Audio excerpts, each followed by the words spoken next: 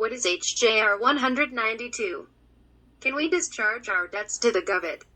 What is HJR 192? Before HJR 192 was passed, Executive Order 6102 was signed into effect by President Roosevelt. This executive order required all gold and gold certificates to be surrendered to the federal government by May 1, 1933. House Joint Resolution 192 was then passed by Congress on June 5, 1933.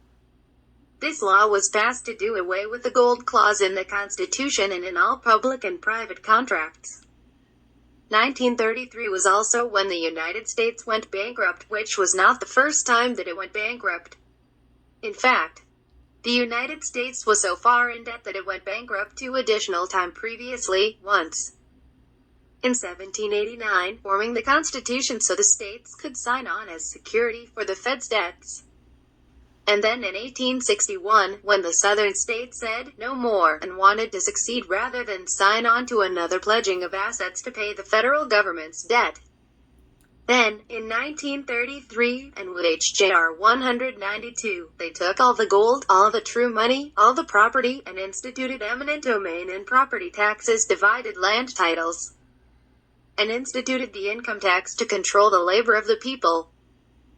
In addition, with HJR 192 is when they instituted the birth certificates to control the people and have the future American people become the collateral for all the federal government's debts. Yes, that's right, your birth certificate is the title to your body and it has been pledged as an asset. The holder has the right to the taxes and fines, fees, etc. that you pay to the government through judgments, court cases, payroll, income taxes, property taxes, etc. From the very beginning, the government was indebted to European bankers as a result of the Revolution. How ironic that we had to borrow money from England to pay for the war we fought against them. So, fast forward to the early 1900s and you'll come across several key events that make it quite obvious there was a master plan at work to enslave the people.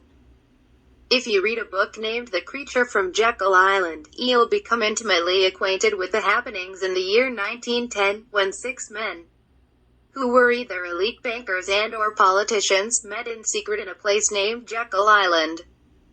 The purpose of this meeting was to formulate plans for economics reforms for the United States. This is where the banking cartel began in this country.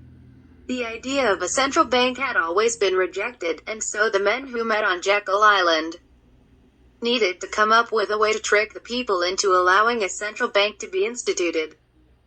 3 years later, in 1913, President Wilson signed the Federal Reserve Act into effect, which is the current central bank in the United States, even though it is actually not governed by any agency of the federal government.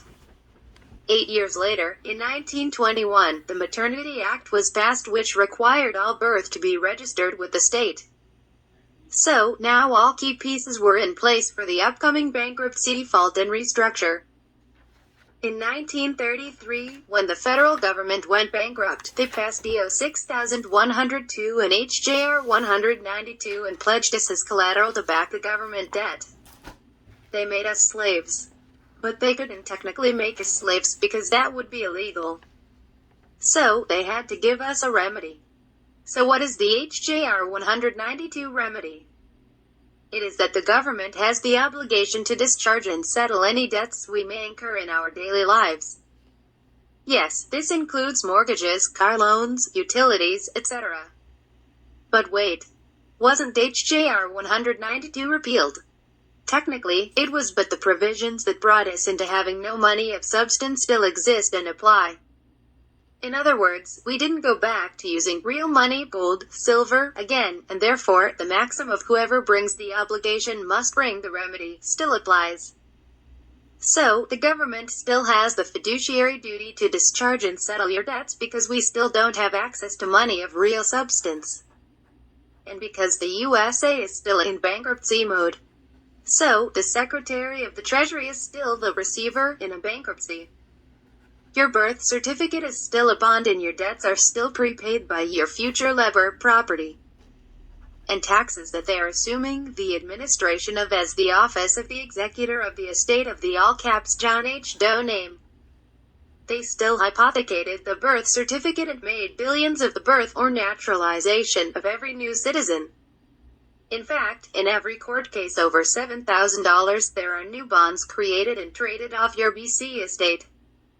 Okay, so now that we know this information about HJR 192, can we just write something like discharge according to HJR 192 inches on a bill and call it a day? The short answer is no. We cannot just simply scribble some words at a 45-degree angle like other gurus are teaching across a bill and think that we are done.